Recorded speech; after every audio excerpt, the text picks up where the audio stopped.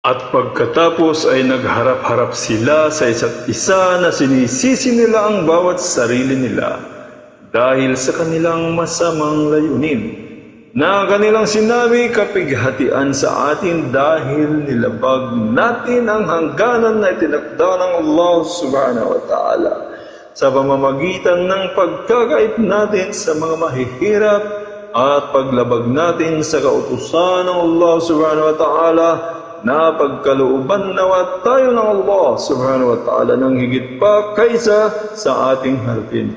Dahil sa ating pagsisisi at pag-amin natin na ating kasalanan at tayo sa katotohanan sa ating Rabb na tagapaglikha lamang na bukod tangi tayo humahangad na inaasam natin ang kanyang kapatawaran at humihingi tayo ng biyaya.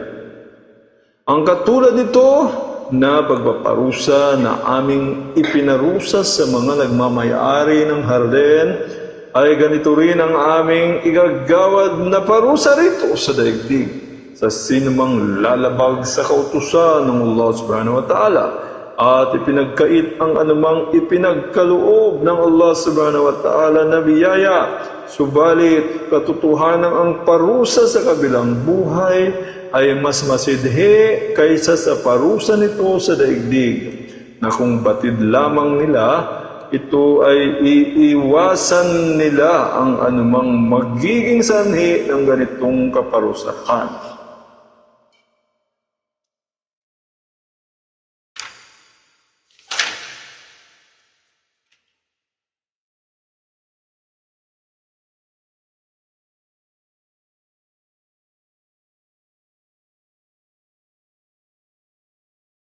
Inna lilmuttaqina 'inda rabbihim jannatin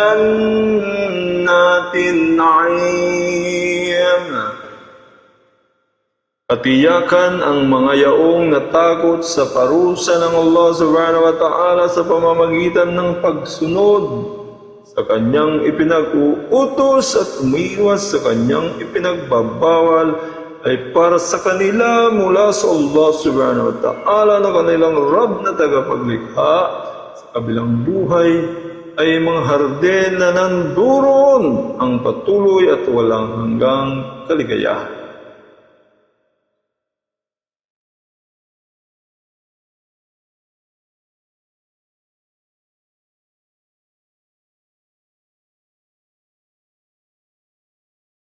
أفنجعل المسلمين كالمجرمين ما لكم كيف تحكمون. Ituturing ba namin ang mga nagpapasailalim sa kagustuhan ng Allah subhanahu wa ta'ala sa pamamagitan ng pagsunod sa Kanya na katulad ng mga walang pananampalataya? Paano kayo naghuhusga ng ganitong maling paghuhusga na pinagpantay ninyo ang kabayaran para sa kanila?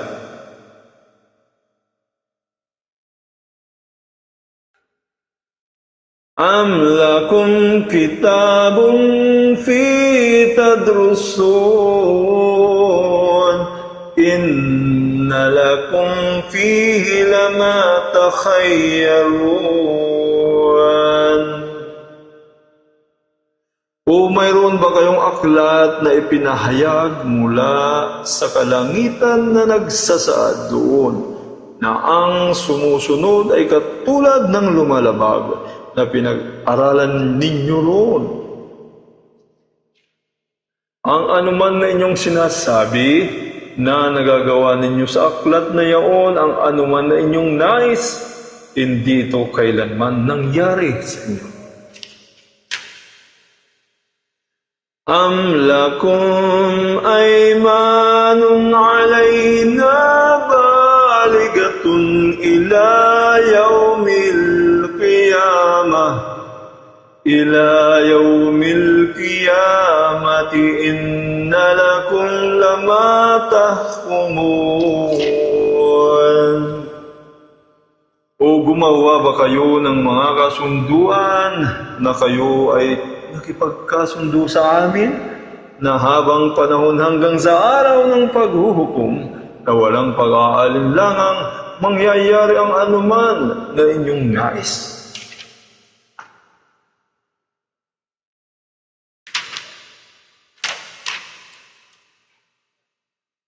Salhum ayyuhum bidhalika zaim am lahum syuraka falyatu bisyurakaihim in kanu sadiqin. Tanungin mo ang mga sumasamba ng iba bukod sa Allah subhanahu wa ta'ala o Muhammad sallallahu alaihi wasallam. Sino sa kanila ang matatag na magtitiyak na mangyayari ang kanyang inaangkin?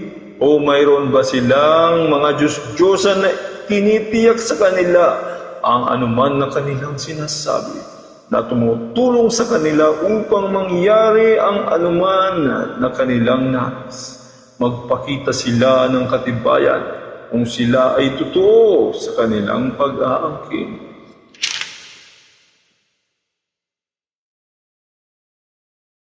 يَوْمَ يُكْشَفُ عَنْ سَاقٍ وَيُدْعَوْنَ إِلَى السُّجُودِ فَلَا يَسْتَطِيعُونَ.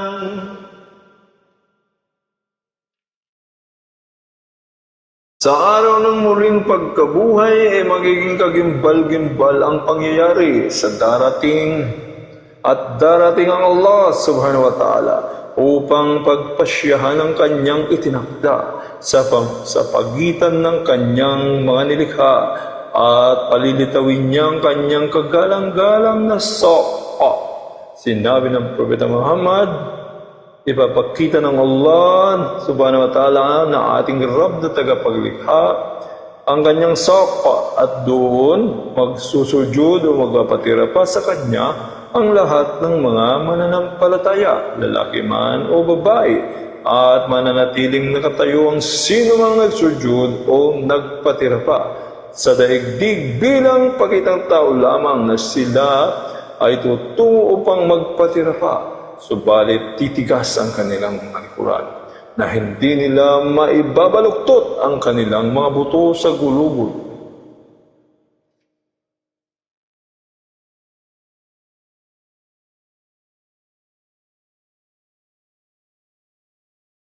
Khashiyatan absaruhum tarhaquhum dhillah wa qad kanu yud'auna ila as-sujudi wa hum salimun.